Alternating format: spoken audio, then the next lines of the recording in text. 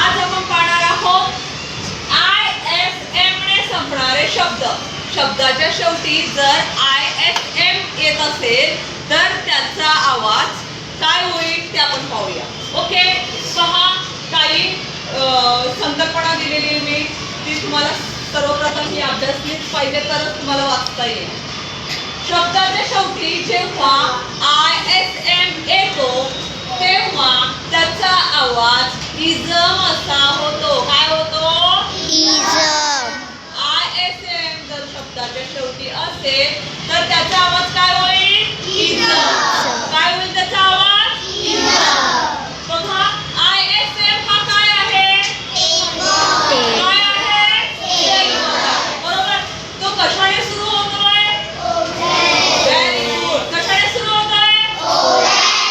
ओवेलने सुरू होत असल्यामुळे आपण ISM च्या आधी येणाऱ्या कन्सोनंट्स पासून शब्द तोडणार आहोत.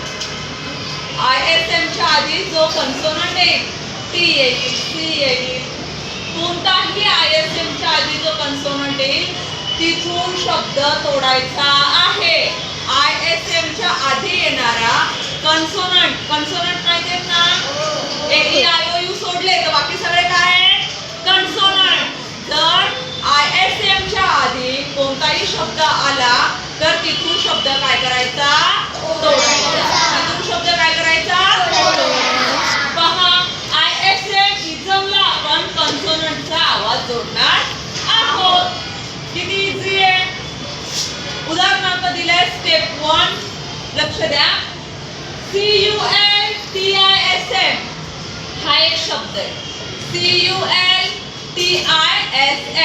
आता CUL बघा, CUL काय होईल? कल. CUL TISM very good. TISM पूर्ण शब्द जोडून वाचा. Very good. सोपं आहे. पहा, मध्ये टेलवर्ड्स आलेला आहे. कल्टिझम मध्ये कोणता टेलवर्ड्स आहे? ISM. फक्त ISM हा काय आहे? टेलवर्ड्स आहे. राईट. स्टेप 2. टेलवर्ड्स ISM ओवेलने सुरू होत असल्यामुळे टेलवर्ड्सच्या आधी येणाऱ्या कन्सोनंट्स पासून शब्द तोडायचा आहे. केलं आपण तसंच.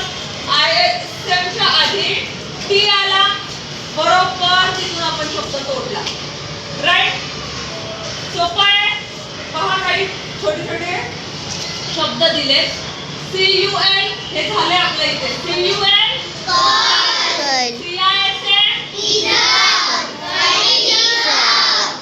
शब्द जोडून वाचायचा. आधी तोडायचा मग जोडून वाचायचा.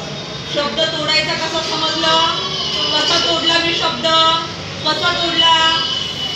आधी कन्सोनंट्स पासून शब्द तोडायचा, पहिल्यांदा टेलवर्ड शोधायचा, मग कन्सोनंट्स पासून शब्द तोडायचा आणि मग पूर्ण शब्द रीड करायचा.